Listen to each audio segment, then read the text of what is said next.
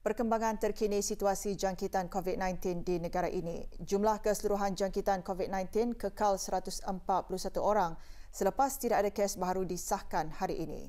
Yang berhormat Datuk Seri Setia Dr. Awang Haji Muhammad Isyam bin Haji Jaafar, Menteri Kesihatan, mengumumkan perkara tersebut pada sidang media situasi terkini jangkitan COVID-19 petang tadi.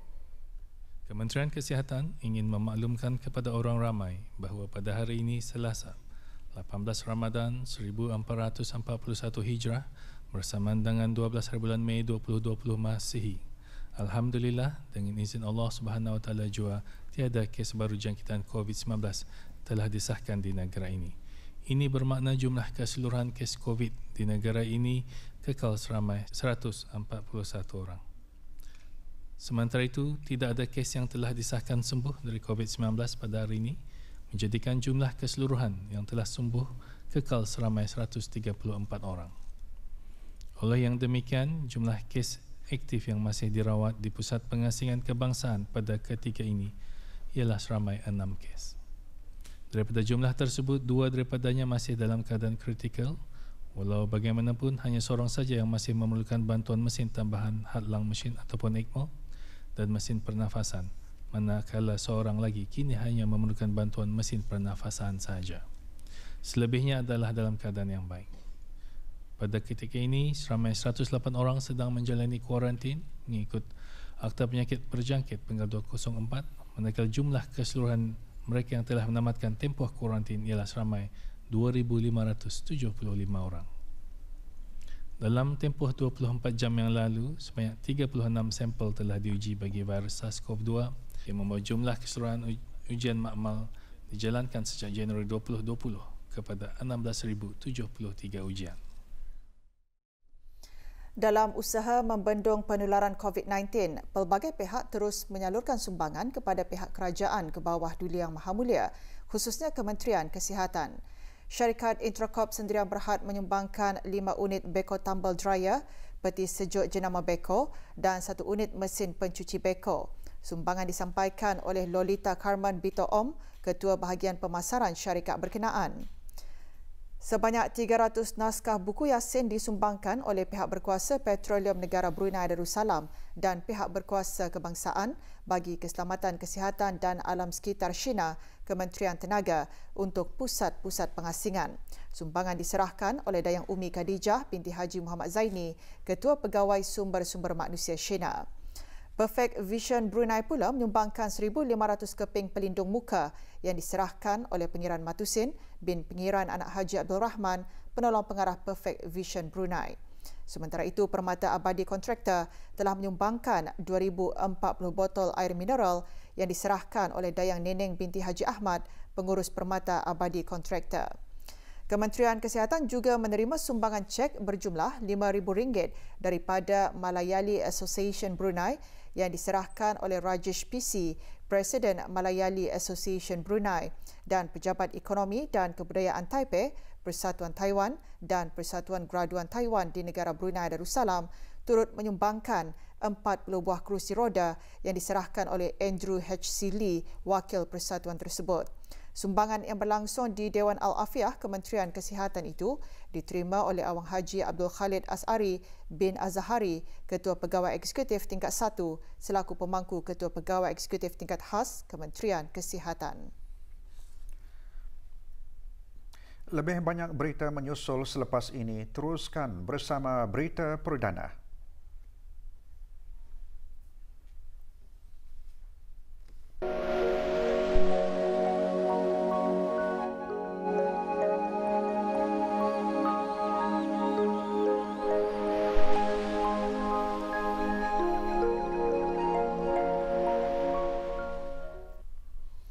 Lailatul Qadar merupakan malam yang paling teristimewa di dalam bulan Ramadan. Pada malam tersebut memiliki kebaikan setara dengan 1000 bulan. Walaupun malam Lailatul Qadar tidak diketahui kedatangannya, namun umat Islam dianjurkan untuk meningkatkan malam pada 10 malam terakhir Ramadan. Ikuti penjelasan Dayang Nurhayati binti Haji Abdul Rahman, penolong Pegawai Perkembangan Agama Pusat Dakwah Islamiah mengenai malam Lailatul Qadar. Salah satu kelebihan di bulan Ramadan ini adalah malam Lailatul Qadar, di mana malam Lailatul Qadar ini merupakan malam yang paling utama di antara bulan-bulan yang lain. Malam-malam memang ada di sepanjang tahun. Dan malam Lailatul Qadar ini merupakan malam yang dianugerahkan oleh Allah Subhanahu wa taala khusus buat umat Nabi Muhammad sallallahu alaihi wasallam yang malam ini tidak pernah diberikan kepada umat-umat yang sebelum ini. Jadinya mengapa ia istimewa ni? Kerana terdapat di dalamnya keutamaan dan kelebihan, terutamanya dalam soal ibadah, di mana telah pun diperjelaskan dalam firman Allah Subhanahu wa taala dalam surah Al-Qadar, dan semua tu sudah menunjukkan di sana tu kebesaran Allah Subhanahu wa taala dan kasih sayangnya terhadap Nabi Muhammad sallallahu alaihi wasallam, di mana salah satu sebab mungkin di antara sebab mengapa dianugerahkan malam Lailatul Qadar ini. Umat Islam dianjurkan untuk menghidupkan malam-malam Ramadan dengan memperbanyakkan membaca Al-Quran, sembahyang sunat tarawih, wirid, witir, berzikir, berselawat dan beristighfar, kerana di bulan Ramadan Allah mengurniakan kepada umat Nabi Muhammad sallallahu alaihi wasallam satu malam yang lebih baik daripada 1000 bulan, disebut sebagai Lailatul Qadar. Pada malam tersebut Allah Subhanahu wa taala menganugerahkan keberkatan, kerahmatan, keampunan dan kemuliaan kepada hamba-hambanya yang beribadat dengan penuh khusyuk, ikhlas dan mengharapkan keredaannya jua.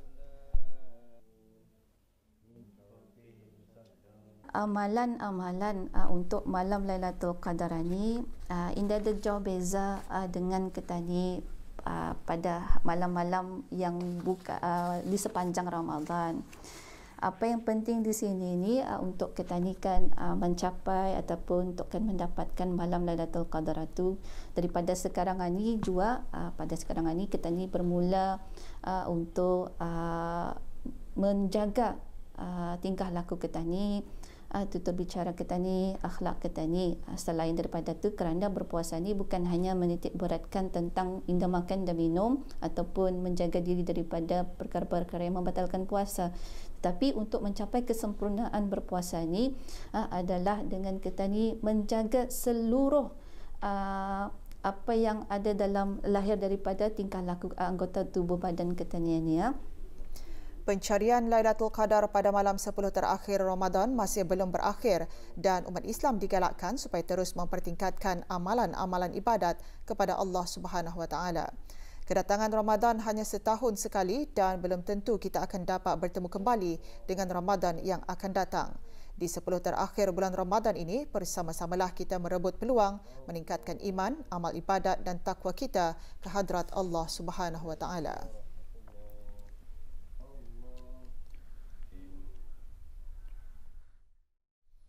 Negara Brunei Darussalam pada masa ini sedang berada pada musim peralihan monsun. Pada lazimnya, negara mengalami keadaan cuaca panas pada waktu siang dan tiupan angin dari pelbagai hala dengan kelajuan yang lemah pada waktu pagi, manakala pembentukan awan ribut petir berlaku pada waktu petang. Menurut siaran media Jabatan Kaji Cuaca Brunei Darussalam, Kementerian Pengangkutan dan Infokomunikasi, ribut petir kebanyakannya berlaku di kawasan pedalaman pada waktu petang dan merebak ke kawasan pesisiran dan perairan negara pada sebelah malam hingga awal pagi. Musim peralihan monsun dijangka akan berterusan sehingga hujung bulan Mei atau awal bulan Jun. Keadaan cuaca di negara Brunei Darussalam tidak menentu diramalkan berlaku pada minggu ini dengan hujan lebat sekali-sekala atau hujan berpetir menjejaskan kebanyakan kawasan negara. Walau bagaimanapun, cuaca baik sekali-sekala dijangka berlaku pada siang hari. Keadaan cuaca lebih aktif juga diramalkan akan berlaku pada waktu petang dan malam ini, Khamis dan Sabtu ini. Sementara keadaan laut di perairan Brunei dijangka pada di bawah paras 0.8 meter sepanjang minggu ini. Semasa keadaan hujan lebat berpetir, risiko banjir kilat terutama di kawasan rendah dan mudah banjir dijangka berlaku. Justru orang ramai dan pemandu jalan raya serta pelaut dinasihatkan supaya sentiasa peka dengan ramalan, nasihat dan amaran cuaca terkini. Untuk mengikuti maklumat keadaan cuaca terkini, layari www.met.gov.bn atau Facebook @BruneiWeather, Instagram @BruneiWeather dan aplikasi Brunei WX. Orang ramai juga boleh menghubungi talian cuaca 114.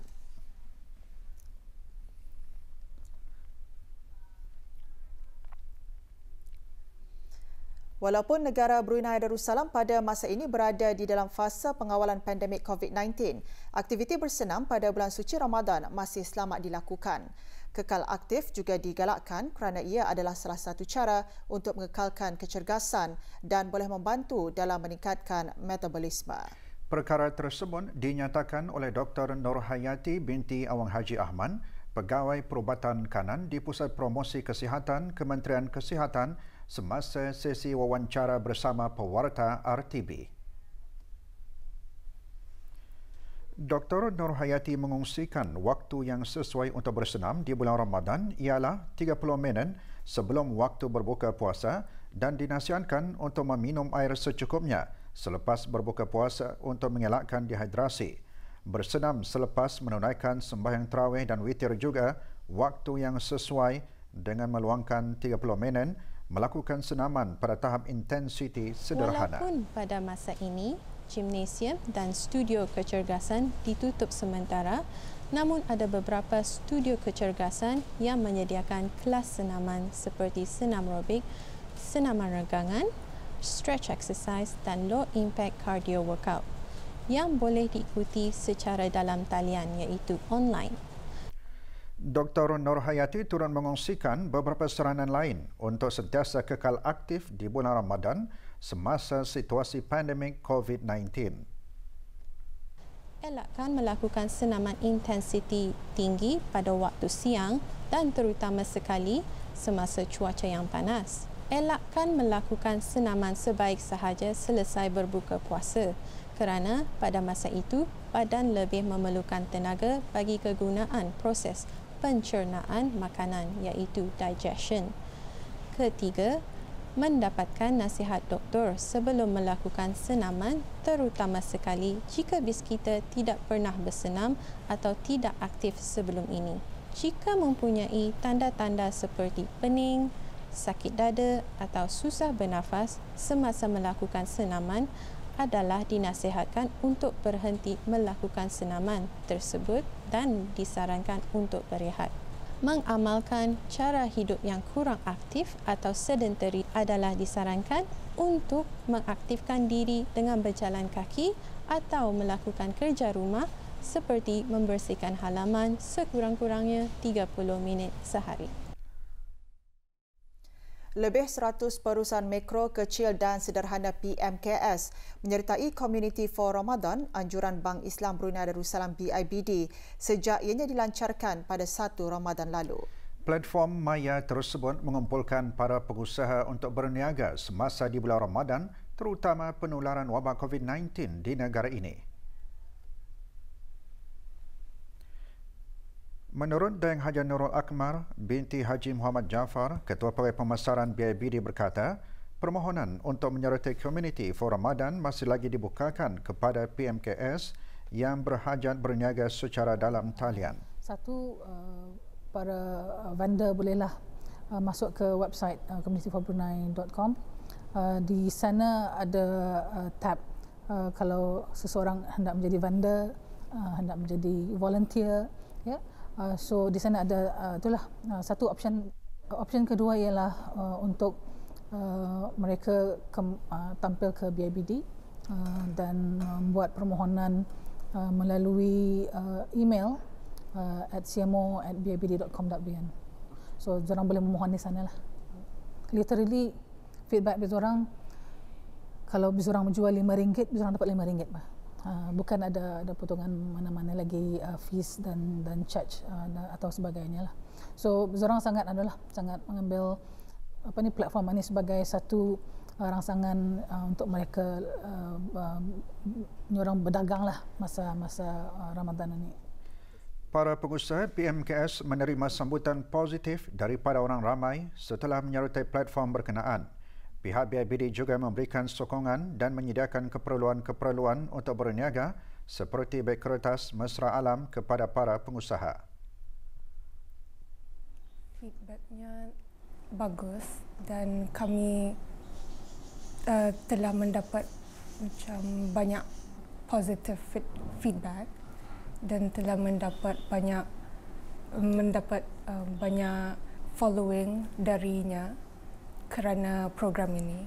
Kami sangatlah berpuas hati dari back support yang kami terima dan juga macam pembayaran mingguan sampai packaging pun yang eco-friendly BIBD provide untuk kami. Di samping platform tersebut mudah untuk dilayari, orang awam juga membuat pembayaran secara digital dengan menggunakan kad debit atau kad kredit. Inisiatif dan bantuan yang disediakan oleh Kerajaan Kebawah Duli Yang Maha Mulia Paduka Seri Baginda Sultan dan yang di-Pertuan Negara Brunei Darussalam ini amat dihargai oleh pengusaha-pengusaha yang berniaga melalui platform tersebut.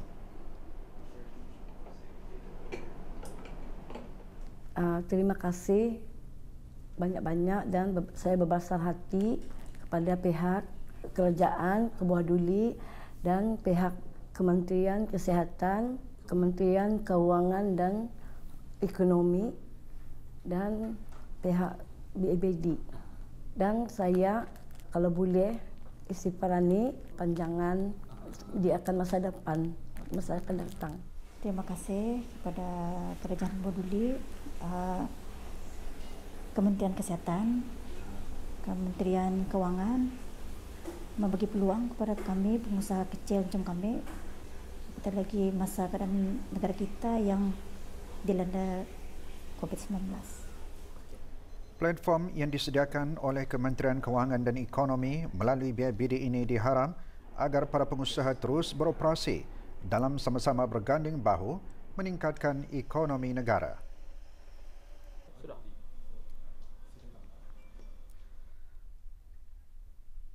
Beberapa kawasan di daerah Brunei dan Muara akan menerima gangguan bekalan air dan tekanan air rendah, terutama sekali bagi kawasan yang tinggi bermula pukul 9 malam ini. Gangguan tersebut disebabkan kerja-kerja pembaikan kecemasan kerosakan paip air utama di Jalan Gadong. Kawasan-kawasan yang terjejas, keseluruhan Bandar Seri Begawan, keseluruhan Kampung Air, Pusat Komersial Kawasan Epon Mall, Pusat Komersial Serusum, Kampung Subong, Rancangan Perumahan Kampung Lugo, Kampung Lumapas, Hotel Empire Brunei, Pusat Komersial Gadong, Mukim Gadong A dan B, Mukim Brakas A dan B, Mukim Pengkalan Batu, Mukim Kilanas dan sekitarnya. Para pengguna yang memerlukan pembekalan air tanker hendaklah menghubungi hotline 123 Talian Darussalam.